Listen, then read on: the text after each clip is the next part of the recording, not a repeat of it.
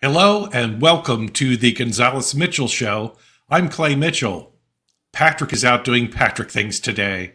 Notwithstanding, we have a great guest on our show today. It is Chris Burnett.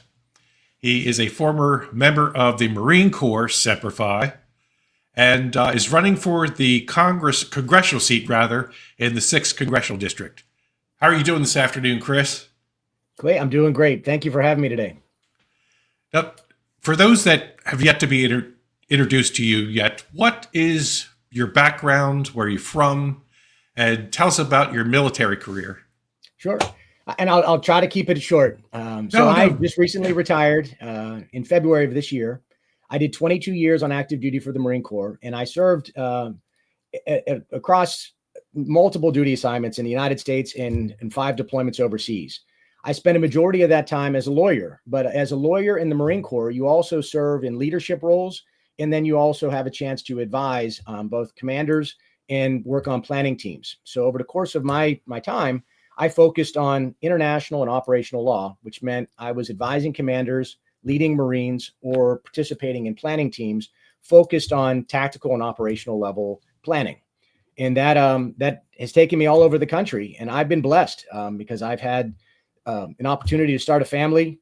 They have traveled across the country with me. They put up with me being away.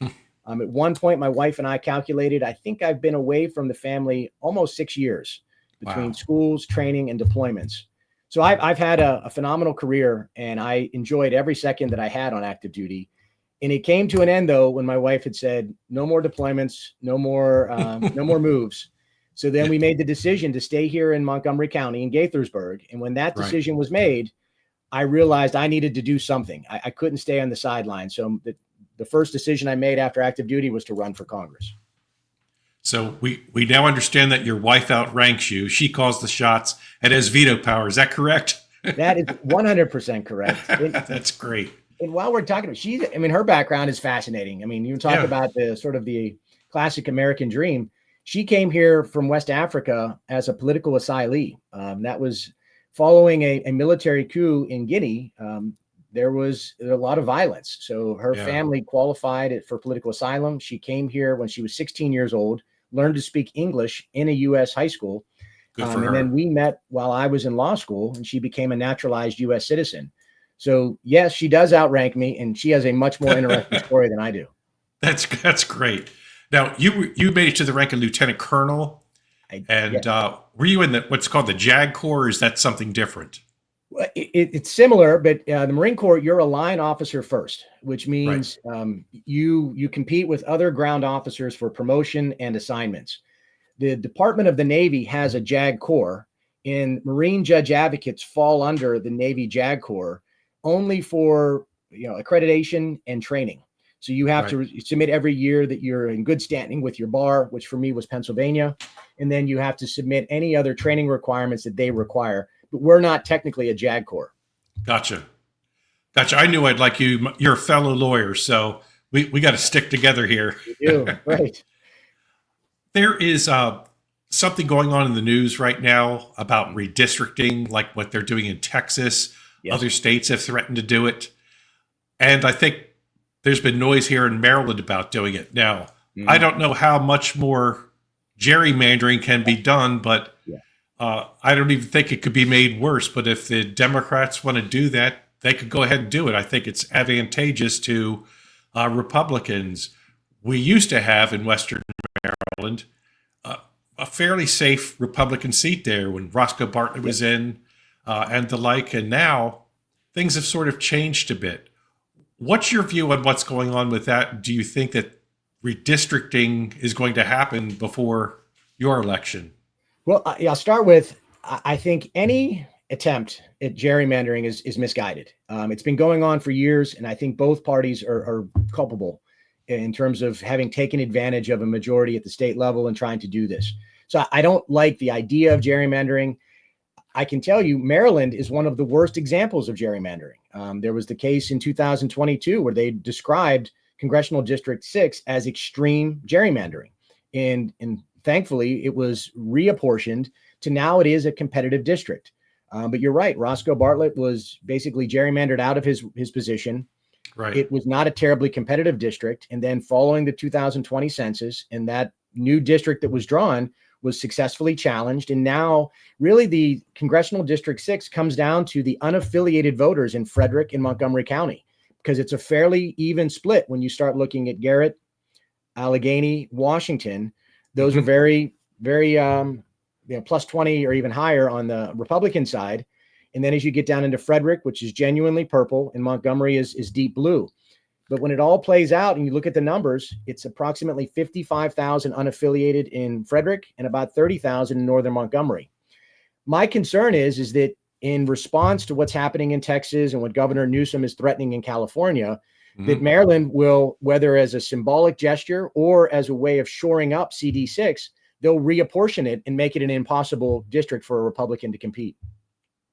Nothing can look crazier than I think it's the second and the third congressional districts that wind around in some crazy way. And to say that Republicans shouldn't redistrict or attempt to redistrict anything is hypocritical in my view. Because and that's true. I wish we could get to a point where this wasn't an issue, but I do think part of what's happening is we are trying to correct past wrongs. Is this the best way to do it? It's not always the best way. You play the cards that you're dealt, and I think this maybe will bring about the change that was needed, and we can reset around a fairer map, because you start looking at the total numbers across some states where there are 0 Republican members, and yet there's 40 to 50% of the population that are Republican. And you start looking at some of these states that have just gone absolutely over the deep end in terms of how they've set things up or rigged it to their benefit.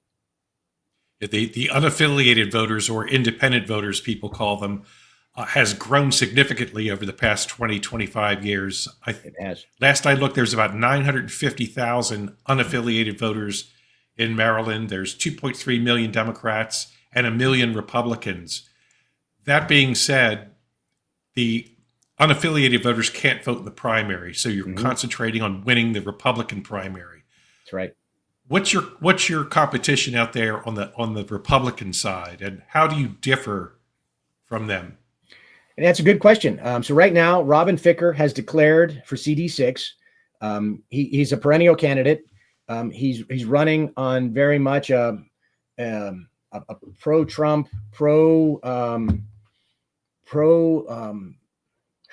I don't quite know how to characterize his campaign, but he's very much running a strong pro-Trump campaign that I think is effective in certain parts of the district, but I don't know that it will resonate into the general election for a real competitive campaign. Neil Parrott still has a exploratory committee open. I've spoken to him, and I think he's looking at the idea of possibly running, and he's also addressing some of the remnants of the 2024 race. But beyond that, there's not anyone else that's declared at this point. And that was also why I stepped in early. Coming off active duty, I need to establish name recognition. I have to demonstrate my viability. And most importantly, I have to articulate how my experience on active duty, whether it was various duty stations, advising commanders from the battalion level on up to combatant command and at the Pentagon, translates to why I would be a good congressman. That skill set is not widely understood by folks that have not been in the military. So my job is to jump in early, start articulating why I'm a viable candidate and why my military experience is prepared me for this particular role. And that is to lead by example, to set the conditions for other people to succeed, and ultimately to bring the values that I hold dear and that were certainly present in the Marine Corps, and that is to bring accountability and integrity back to this congressional race. Now, Western Maryland, I always say, is like Southern Maryland, is like the Eastern Shore. We all share the same conservative values, I want to say. What are some of the problems out in Western Maryland that are unique to Western Maryland that need to be addressed by new leadership in the Congress? I think it starts with just infrastructure and opportunity. Those folks out there feel like they're being overtaxed, overregulated, and there's just absolutely no opportunity. Whether you're trying to start a small business, run a farm, or even just provide for your family, you just can't seem to get out in front of the new fees, the higher taxes, the over-regulation. And when I've gone out there to visit with folks, they'll tell me that, if they wanted to start a small business, whether it was at the county or state level, the amount of red tape is prohibitive. They can't get themselves even over the threshold to start a business, let alone to make it viable in the time it would take to get all of the permits and approvals and all of the things that are required just to provide for your family. So if you go out there, you'll have a chance to visit with folks and realize that these are just hardworking families that want opportunities that they should have, and that they find themselves on the wrong end of some misguided county and state level policies that need to be addressed. And the message I brought there is that I would try to change the narrative at the federal level. What I mean by that is I can't necessarily reach into a county or state level policy, but I can change the narrative. We can put pressure on the state. We can put pressure on the county to say, look, there are federal funds or federal opportunity available. If you can just get out of the way, we can start helping the constituents across Western Maryland. Out in Western Maryland, I know that they are rich in minerals, in gas, natural gas. But I hear all these stories that, wow, look at those mountains. We're going to put a bunch of windmills up there. We're going to get federal subsidies to do it. Yeah. With the new administration, I think the federal subsidies are starting to dry up. Notwithstanding that, there's going to be a big push to put solar and wind out there using federal money. The state has taken away, I think, economic opportunity for Western Maryland to use their natural resources to create jobs and create an economy out there that can grow. What are your feelings on those types of situations, those economic issues? I think common sense needs to prevail here. I think you've seen the state take on some vanity projects in the name of being the California of the East. You can claim all the wind farms and solar farms you'd like. It doesn't produce the amount of energy that's needed to be competitive in the current economy. The fact that we have power lines cutting across Maryland to deliver energy from Pennsylvania to Virginia is absurd. We quite literally have opportunity passing through Maryland and not benefiting Maryland in any way, shape, or form because we can't get out of our own way. We're now paying for approximately 40 to 45% of our energy needs right now. That's going to jump to almost 80% when we let a few of the other coal-fired power plants go offline. And the thought is that we were going to replace all this capacity with solar and wind. Well, not only is that not providing for Marylanders, but let's think about the opportunities we're missing in terms of data centers, AI, and quantum computing.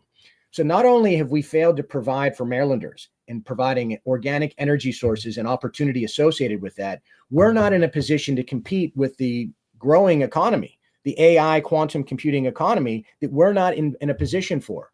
So this is more than just an inconvenience and high electric bills.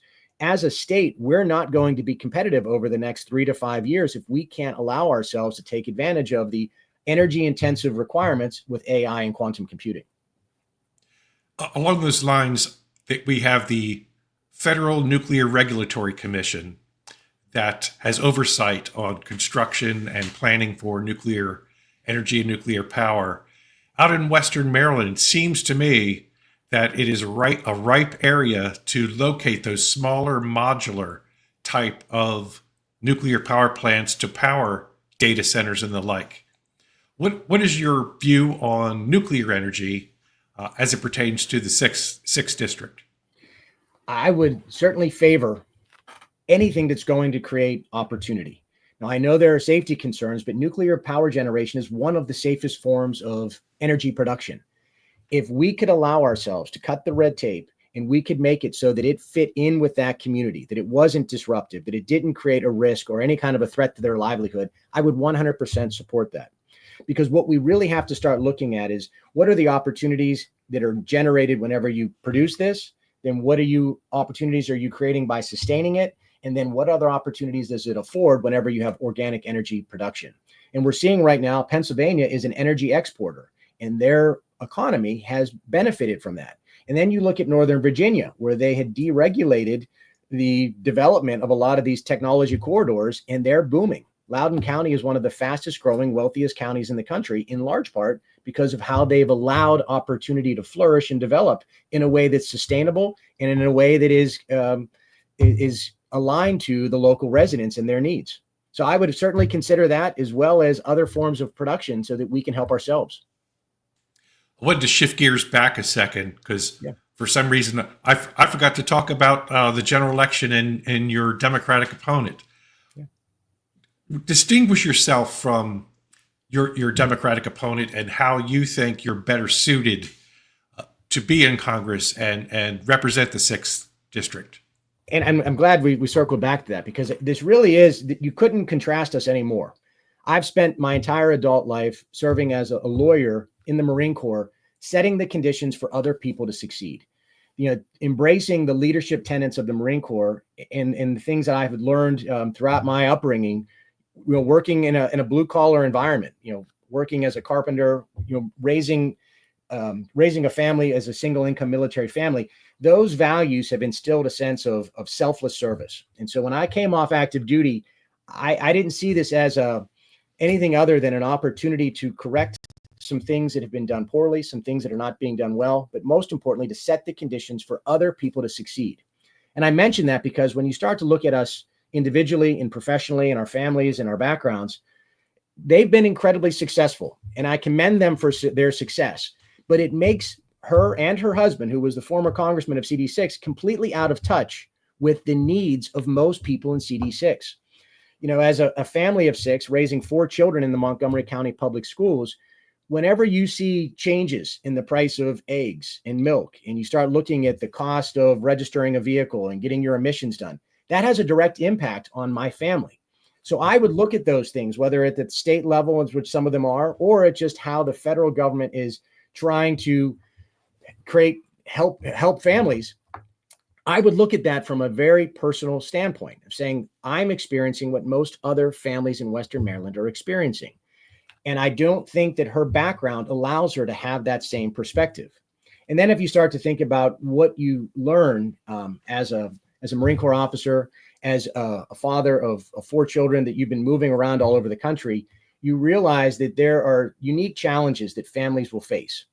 And I think the benefit of a military family coming to Montgomery County and having had the benefit of living in Florida, California, and elsewhere, I'm going to bring a sense of urgency to solving problems for CD6 residents, whether it's folks that have been impacted by federal employment, whether it's been the lack of opportunity, or it's the slowed development because of fees, regulation, and permitting. I'm going to look at that from the standpoint of, how can I set the conditions for families to succeed? And it brings me back to my wife earlier. I'd mentioned, part of her American dream was she wanted to own a business. So whenever we came here, as we started to get settled and we knew we were going to make Northern Montgomery County our home, she looked at opening up a laundromat, something that she thought she could immediately help sort of contribute to the local economy, something that would be an interesting challenge for her. And when she started to look into it, it was going to take over a year for her to get the permits and the approvals. And how can any family that's putting their kids through school, competing with rising costs, then take advantage of that entrepreneurial spirit that really has defined the American experience? How can you do that whenever you're looking at over a year of sunk or lost costs due to state and local regulation? So when you start looking at her background and her lived experience versus mine of service, family-oriented, and problem-solving, you really couldn't contrast us anymore. And then, as we talked about offline, getting things done in Congress oftentimes is about being creative and hardworking. That's exactly how I'm going to approach this campaign, and that's exactly how I would approach my time in Congress. I'm there solely to set the conditions for other people to succeed. I'm there to advocate for CD6. Right now, CD6 is not getting any of the benefits of a lot of the growth and development that other places are benefiting from. And it's because Maryland's an automatic no vote. What you need in Congress is someone that can advocate for the interests of your constituents, to stand up for the people that you're representing and actually then negotiate for their benefit. Think about all of the opportunities from the big, beautiful bill and some of the other legislation that has been presented that we're just on the sideline for. We're basically getting the secondary benefit of things that are being passed without our participation. So I would go there following the midterms with one goal in mind: set the conditions for other people to succeed and to take advantage of the economic opportunity and growth that we've been basically missing out on because we haven't been at the negotiating table and nobody has represented Marylanders, and certainly nobody has looked out for CD6 residents. Well, Lieutenant Colonel Chris Burnett, you have a very deep background, I guess it is, through the military, all of your experience with your family, going around, being a lawyer. You have a compelling story, my friend, and we wish you all the luck in the world. However, I look at that little clock on the wall, and it's time for us to bring this to a conclusion. I want to have you back anytime you want to come on, talk about any issues you want. But until then, I meant to ask you, what's your web address? It's just burnettforcongress.com. So very easy to find. Please come by, sign up for the newsletter, or sign up to volunteer. But thank you. Great. I wanted to get that in before we had to say goodbye, Patrick. Goodbye, Patrick. Goodbye, Patrick, wherever you are. And Chris, it was a pleasure to see you and talk to you. Please come back on our show again. Reach out if you ever need anything else that you want to discuss. We'll be happy to have you back on. Thank you so much. Thank you, Clay. I look forward to coming back. Great. Thank you.